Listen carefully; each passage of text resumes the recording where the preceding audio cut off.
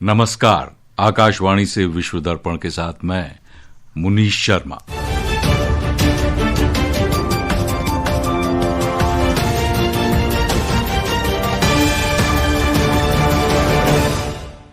मुख्य समाचार। प्रधानमंत्री नरेंद्र मोदी आज भारतीय अंतरिक्ष स्टार्टअप स्काईरूट के इन्फिनिटी कैंपस का उद्घाटन करेंगे। प्रधानमंत्री उपग्रहों को कक्षा में प्रक्षेपित करने में सक्षम स्काईरूट के पहले ऑर्बिटल रॉकेट विक्रम 1 का भी करेंगे अनावरण। रक्षा मंत्री राजनाथ सिंह इंडोनेशिया के रक्षा मंत्री के साथ आज नई दिल्ली में तीसरी रक्षा मंत्री वार्ता की सह अध्यक्षता करेंगे।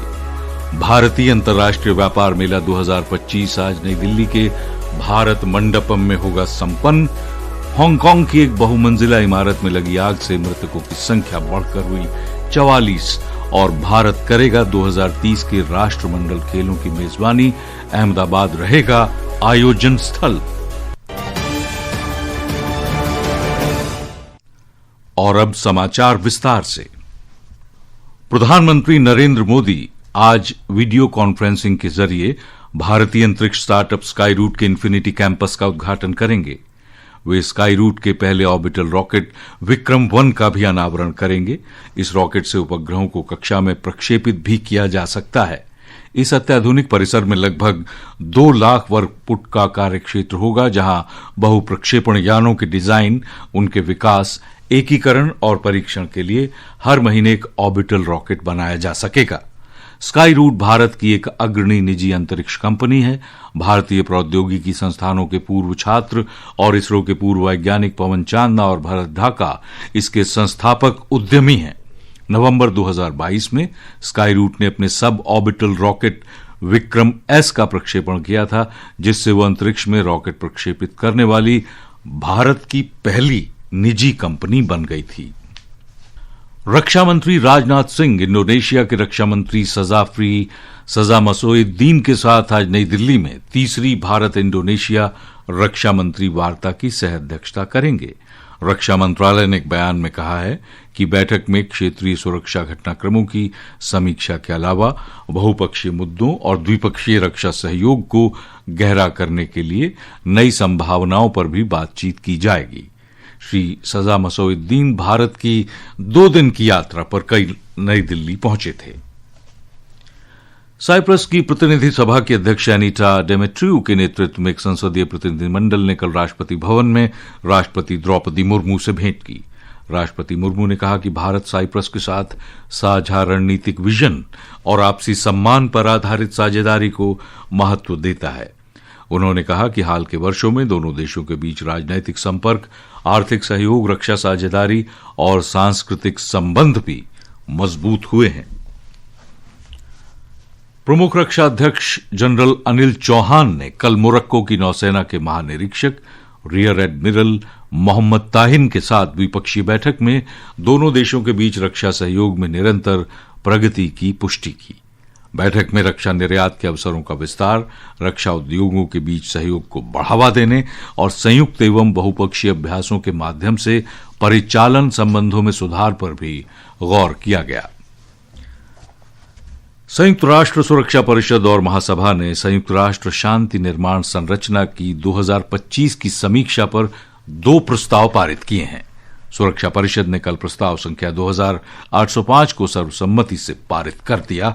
एक रिपोर्ट। ये दोनों प्रस्ताव इस बात पर जोर देते हैं कि संयुक्त राष्ट्र शांति निर्माण संरचना की समीक्षा का उद्देश्य संयुक्त राष्ट्र शांति निर्माण गतिविधियों के कार्यान्वयन और क्षेत्रीय स्तर पर उनके प्रभाव में वृद्धि करना है। इन प्रस्तावों में विकास, शांति, सुरक्षा और मानवाधिकार के आपस में जुड़े होने की पुष्टि के साथ साथ संघर्ष की रोकथाम को प्रभावी समाधान माना गया है, जिससे लोगों की जान बचती है, अर्थव्यवस्थाएं स्थिर होती हैं और महंगी सैन्य प्रतिक्रियाओं की आवश्यकता कम होती है। दोनों प्रस्ताव इस बात पर जोर देते हैं कि संघर्ष को रोकने और शांति स्थापित करने तथा हिंसा और संघर्ष के मूल कारणों का समाधान करने की प्राथमिक जिम्मेदारी संयुक्त राष्ट्र के सदस्य देशों की है। 2005 में संयुक्त राष्ट्र शांति निर्माण संरचना के निर्माण के बाद से ये चौथी समीक्षा है। दोनों प्रस्तावों में 2030 में संयुक्त राष्ट्र शांति निर्माण की और अधिक व्यापक समीक्षा का आह्वान किया गया है। विश्व दर्पण के लिए शक्ति सिंह। विश्व दर्पण समाचार आकाशवाणी से प्रसारित किए जा रहे हैं। ताजा समाचार जानने के लिए आप हमारे social media handle x@AIR news Hindi को फॉलो कर सकते हैं। विश्व दर्पण में आपका फिर स्वागत है। हांगकांग के ताइपो जिले में एक आवासीय परिसर में एक इमारत में लगी आग में मरने वालों की संख्या बढ़कर 44 हो गई है। 700 लोगों को अस्थायी आश्रयों में पहुंचाया गया है, जबकि 279 लोग अब भी लापता हैं। भीषण आग ने लपटों और घने धुएं का एक विशाल गुबार पैदा किया, जो आवासीय परिसर के बाहरी हिस्से में लगाए गए बांस के मचान और निर्माण जाल पर तेजी से फैलता गया। आग पर काबू पाने के लिए 800 से ज्यादा दमकल कर्मी घटनास्थल पर मौजूद हैं। व्हाइट हाउस के पास कल एक बंदूकधारी ने वेस्ट वर्जीनिया के अमरीकी राष्ट्रीय गार्ड के 2 सदस्यों पर गोली चलाई, जिसके बाद उनकी हालत गंभीर है। अमरीकी रक्षा मंत्री पीट हेग्सेथ ने घोषणा की है कि राष्ट्रपति डोनाल्ड ट्रंप ने व्हाइट हाउस के पास 2 राष्ट्रीय गार्ड्स को गोली मारने की घटना के बाद वॉशिंगटन डीसी में राष्ट्रीय गार्ड्स के 500 और अतिरिक्त सैनिकों की तैनाती का निर्देश दे दिया है। इस साल के भारत अंतर्राष्ट्रीय व्यापार मेले IITF का आज समापन हो जाएगा।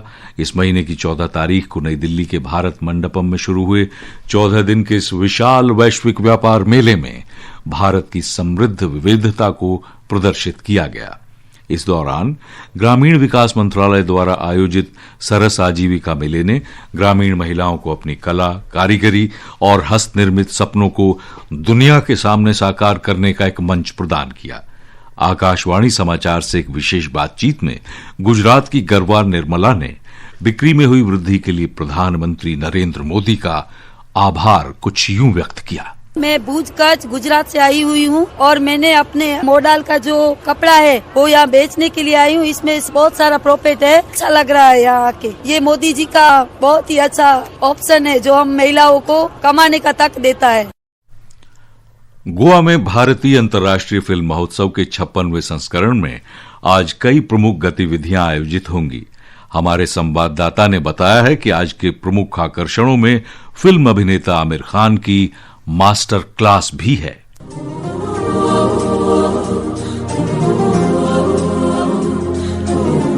इफ्फी में आज सुबह के समय कला अकादमी में फिल्म निर्माण के रचनात्मक, आलोचनात्मक और तकनीकी आयामों पर गहन तथा व्यापक चर्चा होगी। पूर्वोत्तर क्षेत्र से आने वाली फिल्मों को केंद्र में रखते हुए नए फिल्मकारों की वास्तविक भूमिका पर विशेष बातचीत की जाएगी। इसके बाद आज दोपहर बहुप्रसिद्ध फिल्म शोले के 50 वर्ष पूरे होने के उपलक्ष्य में एक विशेष संवाद सत्र आयोजित किया जाएगा।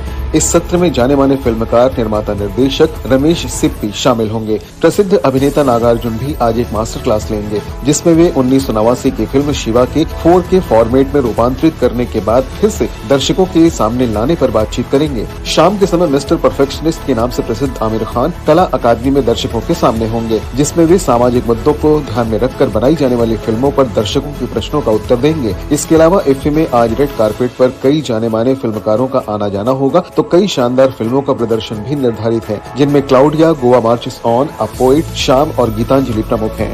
आदर्श और सायरा के साथ निखिल कुमार, आकाशवाणी समाचार, पणजी, गोवा।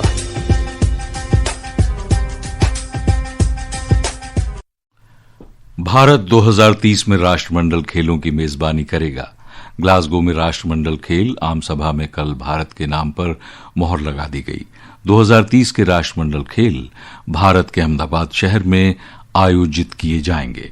प्रधानमंत्री और गृहमंत्री ने राष्ट्रमंडल खेलों की मेजबानी अहमदाबाद को मिलने पर देशवासियों को बधाई दी है।